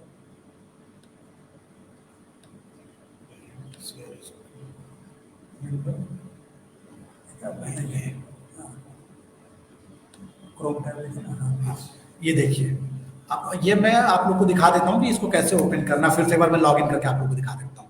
msme.up.gov.in आप करेंगे तो ये देखिए ये पोर्टल खुलकर आ गया। जो हमारे वीएलई भाई हैं जिनको रजिस्ट्रेशन करना है वो डिजिटल सेवा कनेक्ट पे चले जाएंगे। ठीक है, वहां से जाके जो मैंने स्टेप सारे दिखाए हैं वहां से कर लेंगे। अब देखिए फॉर प्रोजेक्ट रिपोर्ट क्रिएशन, यहाँ पे एक देखिए नीचे ये आ रहा है, तो आप लोग को समझना है चीजें इसके बारे में, तो एक बार इसको क्लिक कर लेते हैं। मैं आप लोग को दिखाता हूँ यहाँ पे आप लोग को क्या क्या, यहाँ पे जो युवा है जो क्या क्या वो उद्यमी और वो बिजनेस कर सकता है, इस पे से वो देख के ना एक बार उसका दिमाग अच्छे से काम कर सकता है कि कोई भी एक स्टार्टअप शुरू करने से पहले उसके बारे में जानकारी होना बहुत जरूरी है।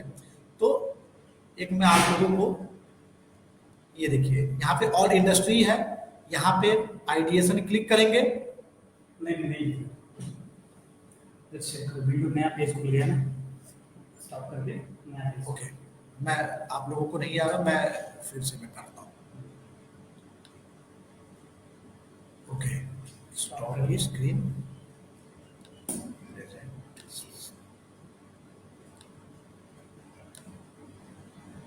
अब शेयर हो रहा होगा आप लोगों को, आपको भी दिखाई दे रहा है। ठीक है। अब देखिए यहाँ पे आ जाइए ऑल इंडस्ट्रीज में। ठीक है, पहले परियोजना रिपोर्ट बताओ। हाँ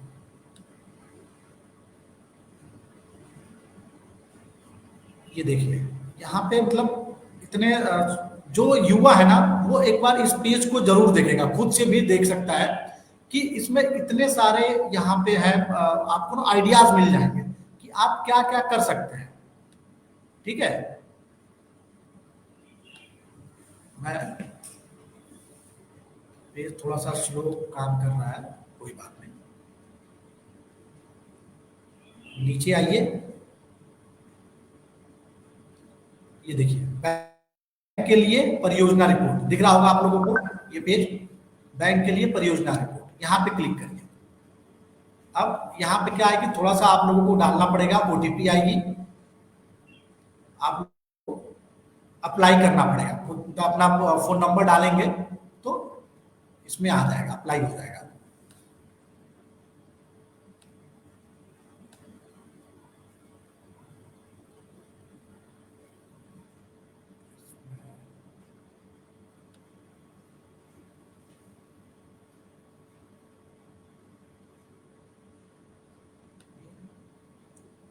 प्रोजेक्ट रिपोर्ट मैं एक बार इसमें देखता हूँ मेरा लॉगिन हो पाता है कि नहीं, क्योंकि मैं ऑलरेडी कर चुका हूँ एक बार लॉगिन। देखिए यहाँ पे अब आ जाइए, आप पर्सनल डिटेल इसने मैंने अपना डाल दिया सज्जाद, ठीक है, मोबाइल नंबर डाल दिया, अपनी ईमेल आईडी डाल दी। अब आ जाइए business detail, name of firm क्या है, किस नाम से आप करोगे, तो मैंने अपना डाल दिया भारत। ठीक है,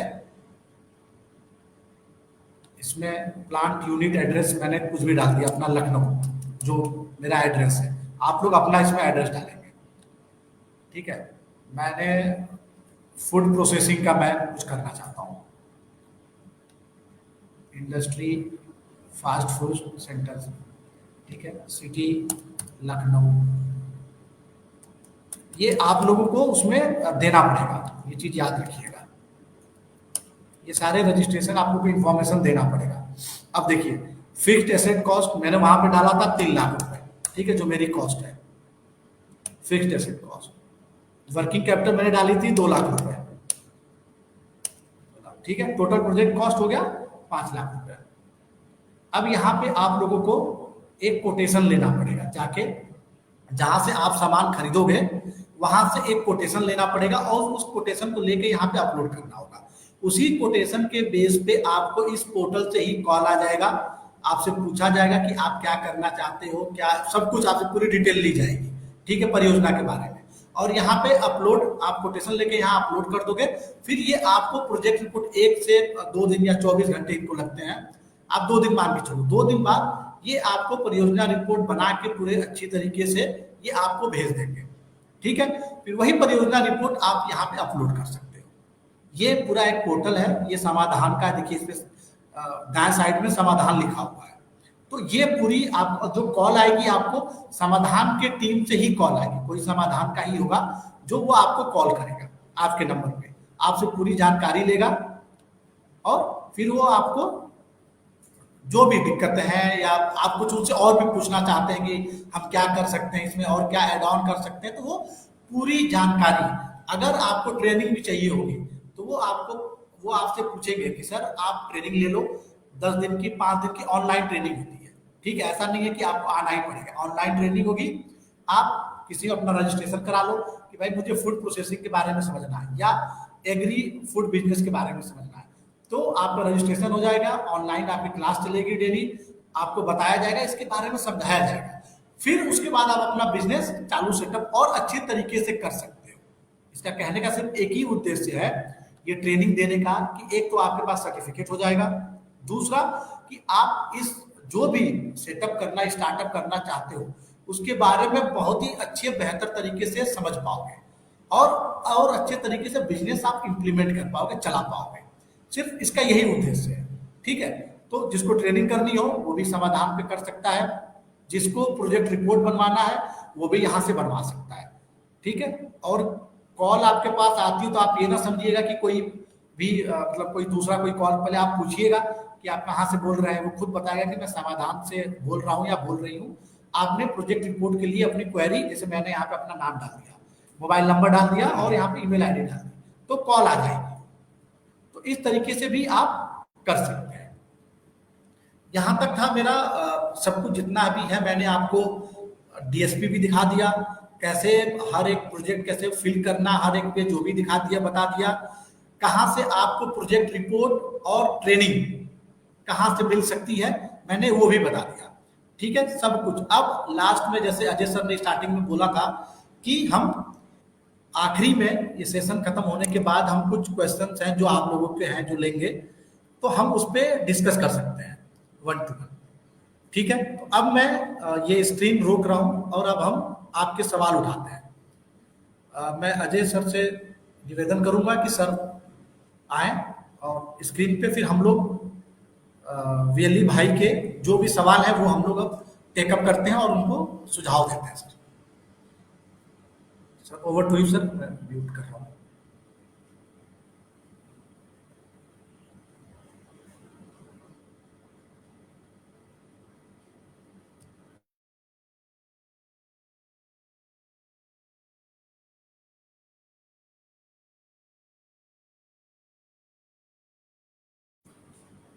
यहाँ पे कुंवर विनय यादव जी पूछ रहे हैं, सीएससी से आईडी लेना चाहता हूँ पर पैसे ज्यादा लग रहे हैं। तो ऐसा नहीं है, पैसे ज्यादा लगते नहीं है। इसमें एक सीसी सर्टिफिकेशन करना होता है जो सीएससी चलाने के लिए अनिवार्य है। 1400 प्लस जीएसटी है, 1480 रुपए का एक भुगतान देना होता है। इसमें असाइनमेंट कंप्लीट करने होते हैं। असाइनमेंट कंप्लीट करने के बाद आपकी वाइट लिस्टिंग हो जाती है। अलग से किसी को किसी भी प्रकार का कोई भुगतान नहीं देना है, किसी का कोई हस्तक्षेप नहीं है। पूरा ऑनलाइन मेथड है, ऑनलाइन मेथड से ही आप सीएससी का आवेदन कर सकते हैं। अगर किसी के मतलब एक तो पैसे किसी को देने नहीं है, अनावश्यक कोई भी नहीं देना है, कोई ज्यादा पैसा की बात नहीं। जो पैसा लगना है वो सीएससी को डायरेक्ट आप करेंगे। एडवोकेट अजीत कुमार यादव जी का है कि सीएससी वाला लोन कैसे ले सकता है, आप बताओ। आप वीएलई भाई हैं हमारे? सीएससी वाला कैसा ले सकता है, प्रश्न तो यही है। अच्छा, सीएससी वाला कैसे ले सकता है? तो सबसे पहले ये देखना होगा कि देखिए, एक ये जो योजना जो लोन है, अगर आप सीएससी भी चलाते हैं, वीएलई हैं और बैंक बीसी भी है अगर आपके पास, तो आप एलिजिबल नहीं है। यहाँ पे तो ये पहले बोल दिया गया है कि जो भी वीएलई भाई हैं जिनके पास बैंक बीसी ऑलरेडी है, वो बैंक में काम कर रहे हैं, बैंक के बीसी हैं, उनको ये लोन नहीं दिया जाएगा। ठीक है, अगर बैंक बीसी आप नहीं है तो आप अप्लाई कर, पहले तो आपको अपना सिविल स्कोर देखना होगा, जो मैंने स्टार्टिंग में ही बताया है कि 670 से कम नहीं होना चाहिए सिविल स्कोर। और कोई अन्य राज्य या केंद्र सरकार की योजना आप ऑलरेडी लिए ना हो, कोई ऑलरेडी लोन आपके ऊपर चल रहा है, तो ये सब चीजें नहीं होनी चाहिए। आपको प्रोजेक्ट रिपोर्ट में ये बताना होगा, जैसे आप समाधान में जाएंगे, ठीक है, जो मैंने आपको एक वेबसाइट जो दिखाई है, वहां पे अपना पूरा डिटेल डालिए और आप कुछ एक अलग से एक मॉडर्न प्रोजेक्ट रिपोर्ट बनाइए कि ऑलरेडी आपके पास 2 कंप्यूटर है, तो और अच्छा उसको क्या दिखा सकते हैं। अपना जो वीएलई जो आप सीएससी खोले हुए हैं उस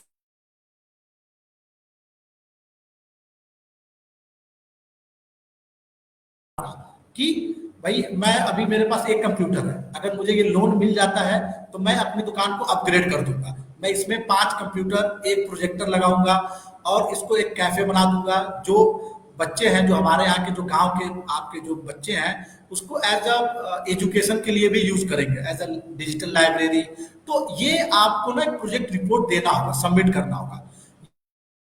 मैंने डाला कि भाई मुझे सर लोन लेना है, मुझे 3 कंप्यूटर खरीदने हैं, तो बैंक दे देगा? नहीं, आपको परियोजना रिपोर्ट एक अच्छे तरीके से बना के सबमिट करनी होगी, फिर आपको मिल जाएगा। और आप बैंक बीसी नहीं होने चाहिए, पहली बात सर।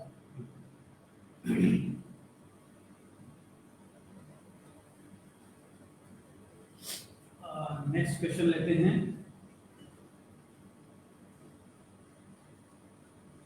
ये जागरूकता के लिए मैंने ये प्रश्न उठाया है कि सीएससी आईडी लेने के लिए पैसे देने होते हैं, किसी को कोई हस्तक्षेप नहीं।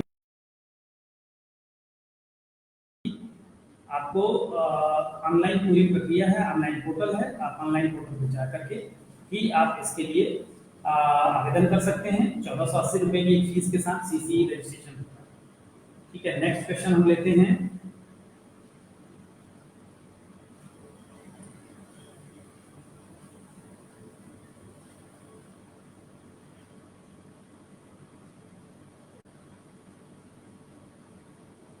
प्रश्न है आशीष मौर्य जी का। आवेदक करने में कुछ नहीं मिलेगा, थर्ड पार्टी के करने में मिलेगा, वो भी 18% जीएसटी के साथ। अच्छा, ये क्या प्रश्न है, मैं स्पष्ट नहीं कर पा रहा हूँ।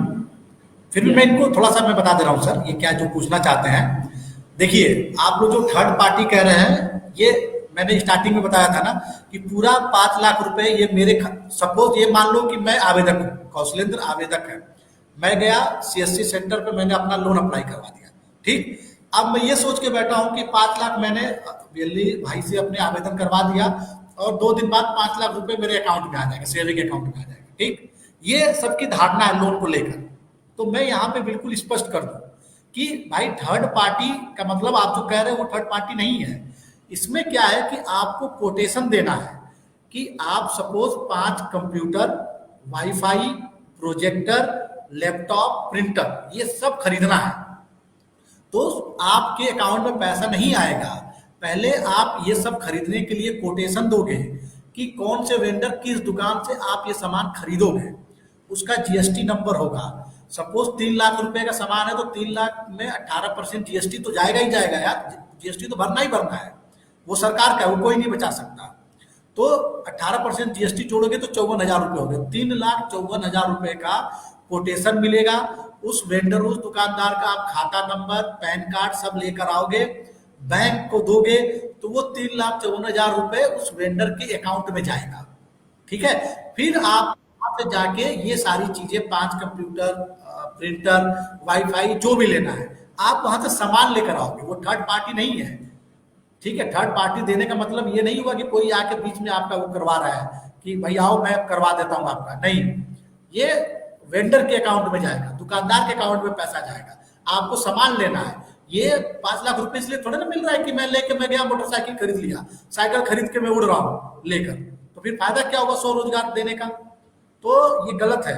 मैं अभी बता दूं, पैसा जाएगा दुकानदार के खाते में, वहां से आप खरीदिए, और जो 2 लाख 1.5 लाख रुपए के जो सीसी मिलेगा वो आप अपना विथड्रॉ करिए और अपना दुकान चलाइए, 2-3 महीने, 6 महीने रेंट दीजिए, बिजली का बिल दीजिए, और जो 1-2 आप रखेंगे जो भी मैन पावर, उसकी सैलरी दीजिए।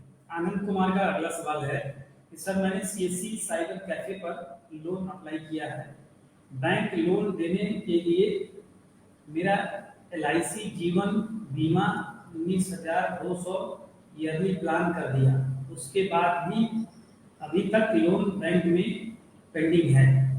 ये डिटेल थोड़ा सा मैं यहाँ पे कौशलेंद्र का नंबर आपको साझा करूंगा, ये डिटेल दीजिए किस बैंक का है, कहाँ पे है, कौन सा डिस्ट्रिक्ट है, आप अपने डिस्ट्रिक्ट मैनेजर से इसको हम लोग देखते हैं कि अगर कोई वाजिब रीजन नहीं है, क्योंकि आप लोगों को मैं बता दूं कि पैरेलली उत्तर प्रदेश सरकार के जो भी अधिकृत अधिकारी हैं और बैंकों के जो बड़े अधिकारी हैं राज्य स्तर के, इन बैंकों के लेवल पे अगर जो भी पेंडेंसी है उसको बहुत तेजी से करने का, क्योंकि सरकार का उद्देश्य पेंडेंसी क्रिएट करना नहीं है, 1 लाख लोगों को हर एक वर्ष में देना है, जिसमें से ये चौथी तिमाही की ये 3 महीने की जो जनवरी, फरवरी, मार्च का जो महीना था, इसमें सरकार ने लक्ष्य किया था कि हम 25,000 लोगों को देंगे, तो वो नंबर पूरा करना है।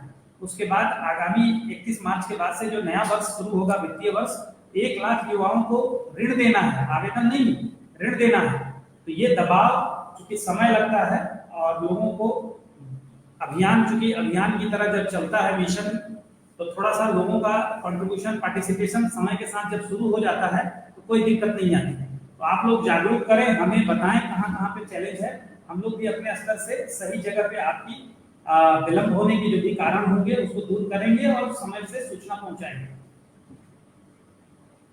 देखिए, ये बैंक को लेकर के आसिफ अनीस अली जी लिखते हैं कि कोई बैंक रिस्पॉन्सिबिलिटी नहीं लेती, बोलती है नहीं कर पाएंगे। तो ऐसा नहीं है, सरकार के दायरे में सारे लोग आते हैं, हम और आप और बैंक भी।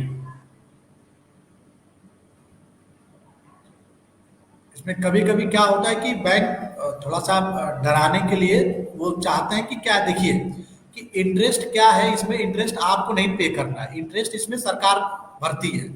तो अब बैंक वालों को भी थोड़ा सा वो रहता है कि भाई सरकार ने इस महीने इंटरेस्ट नहीं दिया तो फिर क्या होगा, तो वो आपसे लेंगे। तो वो जब आप लेने जाओगे ना तो वो आपसे ये बात बोलेंगे कि हम आपको जो ईएमआई बता रहे हैं वो इंटरेस्ट जोड़कर बता रहे हैं, ठीक है, तो उसमें डरने की जरूरत नहीं है।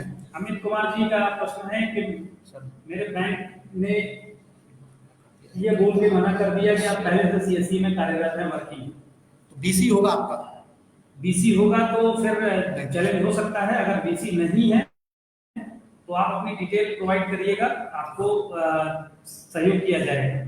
और जो भी है, अगर ऐसे हालात बने तो बैंक में कोशिश करिए कि उनको बोलिए कि हमारे आवेदन पे ये टिप्पणी लगा दें, टिप्पणी लगा करके वापस करें। हाँ। ताकि सरकार तक इसकी सूचना पहुंचे कि किस तरीके की, क्योंकि मैंने बताया कि आप लोग शुरुआती, अभी हमें वो पगडंडी पे रास्ता बनाना है तो थोड़ा वक्त लगेगा। और अच्छी बात है कि एक बार क्लियरिटी आ जाएगी, दो चार महीने के अंदर में सारे लोग जब एक प्लेटफॉर्म पे आ जाएंगे, इसमें किसी भी प्रकार का, ये उद्देश्य इसीलिए किया गया कि किसी के हस्तक्षेप ना हो, ऑनलाइन प्लेटफॉर्म पे सारा काम हो रहा है।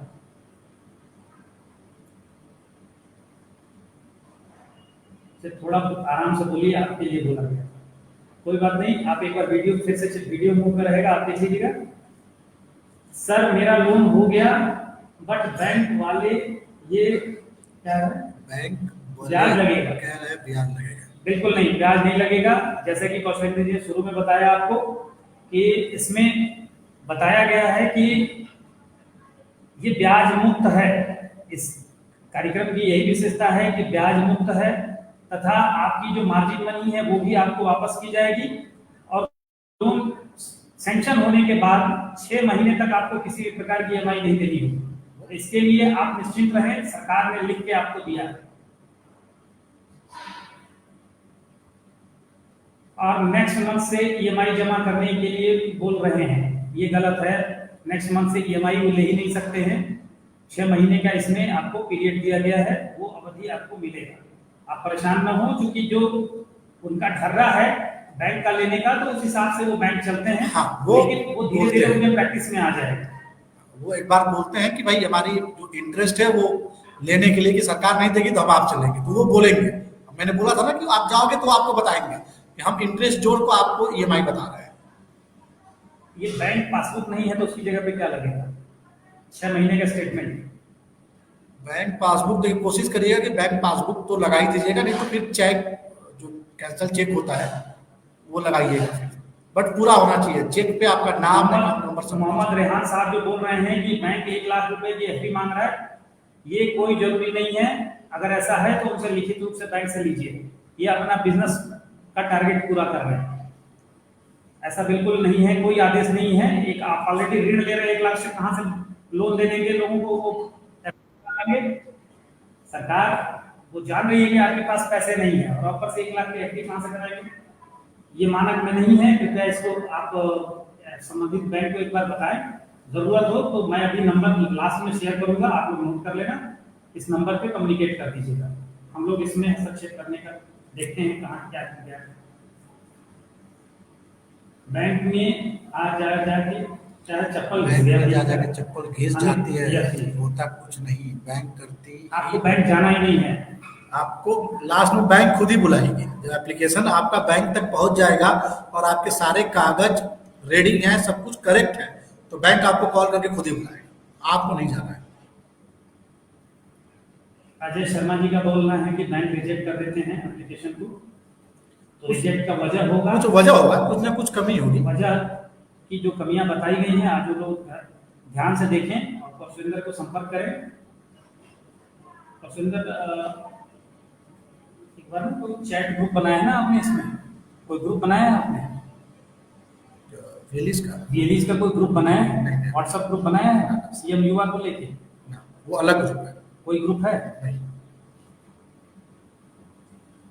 एक ग्रुप बना लीजिए जिससे कि लोगों को कम्युनिकेशन में एक प्लेटफॉर्म पे लाइए। ये क्या लिखा है? रजिस्ट्रेशन करने के बाद बैंक ने रिजेक्ट कर दिया और उसे दोबारा से अप्लाई कैसे करें? आधार नंबर ऑलरेडी दिखा रहा है। हाँ, एक बार जब रजिस्ट्रेशन हो चुका है तो फिर वो दोबारा आप रजिस्ट्रेशन नहीं करते। नहीं तो वो दोबारा री रजिस्टर होगा ना, वही एप्लीकेशन अपडेट करने का ऑप्शन आने वाला था। हाँ, वो आया नहीं। वो मैं अपडेट बताऊंगा आप लोगों को, वो जब आ जाएगा। का ऑप्शन इसमें होने वाला है, क्योंकि ये हम लोगों ने आप ही के प्रश्नों को उठा करके दिया था तो अपडेट हो जाएगा, तो उसी आवेदन को आप अपडेट करेंगे। हाँ। कमियां जो होगी वो बैंक खुद ही अपडेट कर देगा। अगर मैं इसको नोट भी कर लूं कि ये चीज को हमें जल्दी कराना है। वो बैंक, अगर आप बैंक ने बोला कि प्रोजेक्ट रिपोर्ट गलत है, तो आप प्रोजेक्ट रिपोर्ट सही बनवा के बैंक को दे दिया, बैंक खुद ही वहीं से अपलोड कर देगा। वो मतलब होने वाला है, अब ये चीजें 2-3 दिन में आ जाएंगी। ये हमारा डिस्कशन चल रहा है उनके साथ, डिपार्टमेंट के साथ। सिद्धार्थ गोपाल जी का है, मेरी परियोजना रिपोर्ट अभी तक अपलोड नहीं हुई, डाउनलोड नहीं हो पाई। एक बार समाधान को उनके कॉल सेंटर पे, जो कॉल सेंटर नंबर है उनको कॉल करके इसके बारे में अवगत कराएं, और साथ में जो नंबर मैं दे रहा हूँ उस नंबर पे भी आप अपडेट करें। ये प्रश्न का जवाब दीजिए थोड़ा, तो मैं आपका नंबर। रजिस्ट्रेशन करने के बाद बैंक ने रिजेक्ट कर दिया और उसे दोबारा से अप्लाई कैसे करें? आधार, तो मैंने बताया ना कि ये तो वही है, वो हम करवा रहे हैं। इसका समाधान जब हो जाएगा तो हम बता देंगे आपको।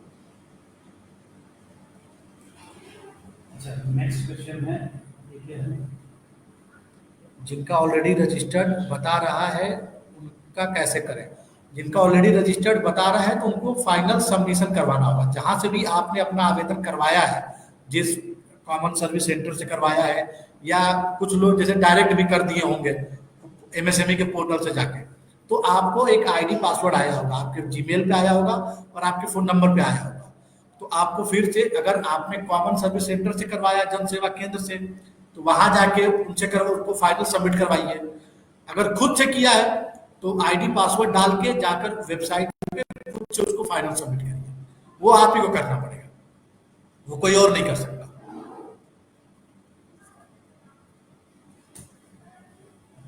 नेक्स्ट क्वेश्चन है, भाई का क्वेश्चन। सर, मेरा पहला प्रश्न है कि प्रोजेक्ट रिपोर्ट के लिए आप अभी पोर्टल के माध्यम से बताएं, लेकिन मशीन का बिल कहाँ कौन देगा? मशीन का नाम CSC VLE। मतलब आप ये पूछना चाहते हैं कि जो भी सामान आपको खरीदना है उसका बिल, तो बिल पहले नहीं मिलेगा, कोटेशन मिलता है। बिल कोई कैसे दे देगा आपको? कोई दुकानदार बिना खरीदे सामान कोटेशन देगा ना। आप जाके उसको, दुकानदार को बोलेंगे कि मुझको ये सामान खरीदना है, मुझे आप इसका कोटेशन दे दीजिए, तो वो बना के कोई भी दे देगा। कोटेशन होता है, उस पर GST वगैरह सब कुछ होता है और उसका अकाउंट नंबर होता है, पैन नंबर, अकाउंट नंबर होगा उस दुकानदार का। तो इसमें बिल नहीं मांगना है जाके। बिल कोई क्यों दे देगा? बिल तो तब मैं दूंगा ना कि जब आप मुझे पैसा दीजिए और सामान लीजिए मेरे से, फिर मैं आपको बिल दूंगा। तो कोटेशन होता है, उसको कोटेशन मांगना, बोलना होता है, बिल नहीं। नेक्स्ट क्वेश्चन है,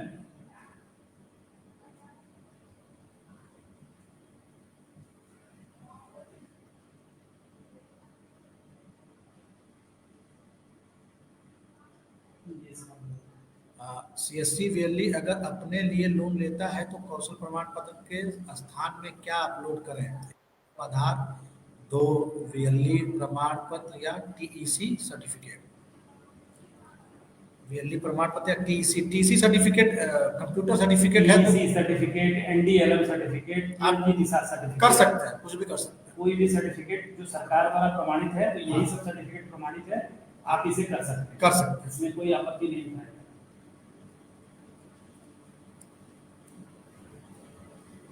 अच्छा,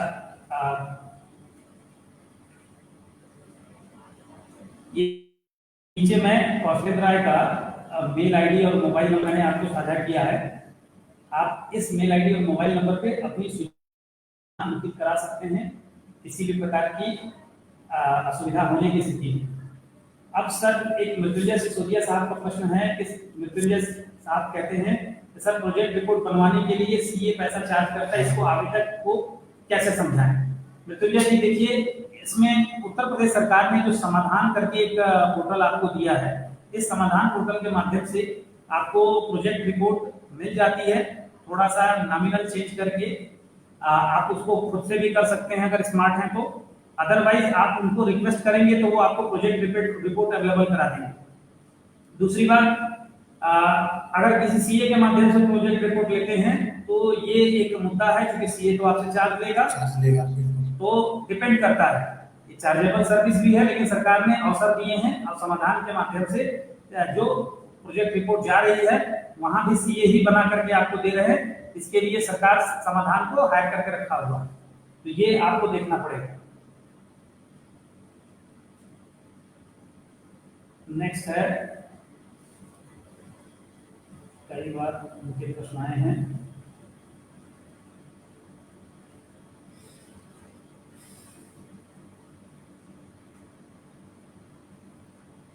ये प्रश्न है पवन विश्वकर्मा जी का कि मेरा सीएससी नॉट अथराइज बता रहा है, तो नॉट अथराइज कुछ वजह होगी।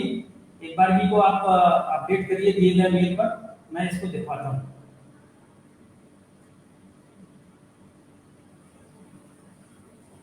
सर जिला स्तरीय, ये वीरेंद्र कश्यप जी बोलते हैं कि जिला स्तरीय बैठक करा दीजिए। बिल्कुल, आपको ये कहना नहीं पड़ेगा, हम लोग प्रस्तावित किए हैं बैंक अधिकारियों के साथ। हाँ, क्योंकि इसमें हम लोग एक वैसे भी मोबिलाइजेशन का, यानी कि कैंडिडेट को 50 कैंडिडेट को अगर अपने यहाँ बुला करके आप उसको कौशल इसके बारे में, सीएम युवा के बारे में अगर आप जागरूकता फैलाते हैं, तो इसके लिए एक इंसेंटिव प्लान भी आपके लिए रखा गया है। दिए गए मेल और मोबाइल नंबर जो स्क्रॉल हो रहा है उस पर जानकारी आप प्राप्त कर सकते हैं।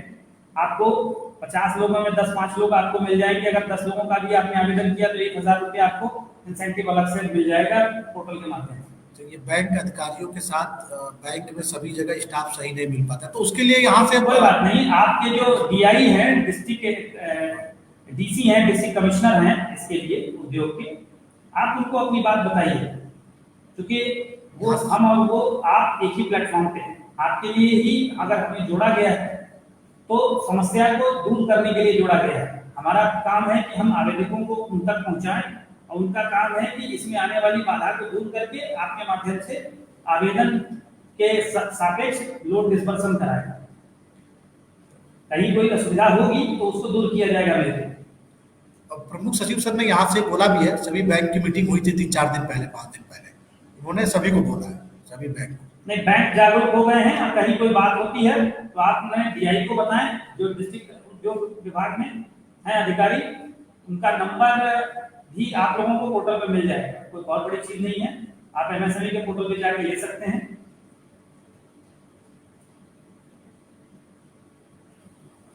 ये इनका सवाल है अजीत कुमार यादव जी का कि सर एचडीएफसी बैंक के बीसी को खुद बैंक मना कर रहे हैं, बीसी सेंटर होगा तो नहीं मिलेगा। हाँ, मैंने बोला है ना, बीसी सेंटर जैसे आप बीसी सेंटर नहीं मिलेगा का मतलब लोन नहीं मिलेगा, लेकिन आप आवेदन कर सकते हैं किसी अन्य का, ये ध्यान रखिए। हाँ, किसी आप अन्य सभी को ऑथराइज है कि आप ये एक व्यवसाय के रूप में जो पात्र लोग हैं उनको पात्रता दिलाएं और उनका आवेदन करें।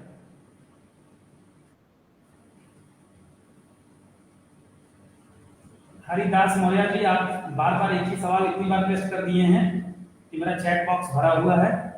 इनका वही सवाल है कि कौन सा सर्टिफिकेट प्रयोग करें। मृत्युंजय जी वही किए हैं। हाँ, अब ये एक बड़ा अच्छा प्रश्न है अतुल कुमार जी का। एक व्यक्ति 10 साल से दूध बेच रहा है, उसने डेयरी के लिए आवेदन किया, बैंक कौशल विकास या अनुभव प्रमाण पत्र मांग रही है। आपके घर का प्रश्न है कि दूध बेचने का कोर्स किस आईटीआई में होता है। अब इस संबंध में आपको एक सर्टिफिकेशन कोर्स के लिए जो पोर्टल बताया गया है, उसी पोर्टल पे आपको सर्टिफिकेशन करने के लिए एक लिंक दी गई है। 5 दिन का निःशुल्क आपका वहां पे सर्टिफिकेशन हो जाना है। ठीक है, ये है, ये आपको, और नहीं तो फिर अगर आपको ज्यादा इसमें अगर जानकारी लेनी होगी तो कौशलेंद्र राय को आप व्यक्तिगत फोन कर लीजिएगा, ये आपकी मदद है। सूरज भारती जी का सवाल है कि फॉर्म सबमिट होने के बाद संशोधन हो सकता है, तो इसके लिए हम लोग प्रयास कर रहे हैं। वो किसी लेवल पे जब रिजेक्ट होगा तभी संशोधन के लिए आपको एलिजिबल किया जाएगा। इसके लिए पोर्टल में बन रहा है। प्रश्न है कमलेश जी का कि 45 से ऊपर वालों को लोन, तो इसमें तो एलिजिबिलिटी क्राइटेरिया है 21 से 40 के बीच, तो ये पहले ही राउंड में इनको आपको इनका फॉर्म नहीं भरना चाहिए।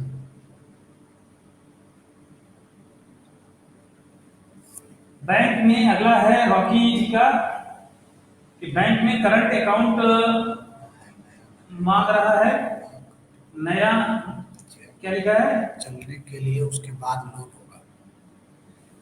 6 महीना इनको अकाउंट चलाना पड़ेगा। हाँ, वो क्राइटेरिया है कि 6 महीने का अकाउंट होना चाहिए। तो चूंकि बैंक की कुछ शर्तें हैं तो उसे माननी पड़ती हैं, वो कोई नहीं। यहाँ मैं आप लोगों को एक बड़ी बेसिक सी बात बता रहा हूँ कि सरकार का ये पूरा पैसा है। सरकार अपने नागरिकों को उद्यम को बढ़ावा देने, नए उद्यमियों को, नए नए उद्योगों को बढ़ावा देने के पक्ष में सरकार इस कार्य को लेकर आगे बढ़ी है। इस क्रम में चूंकि लोन शब्द लगा हुआ है कि आपको लोन देना, ईएमआई कलेक्ट करना, आपको मार्जिन मनी में छूट देना, ये सारी चीजें सरकार के माध्यम से बैंक ही इसको कर रहा है। क्योंकि बैंक इस काम का पेशेवर संस्था है, सरकार पेशेवर संस्था इस मामले में नहीं है, तो बैंक को इसमें कोलैबोरेट किया गया है। अब बैंक के प्रोटोकॉल और नॉर्म्स होते हैं, उस नाम को तो फॉलो करना ही होगा।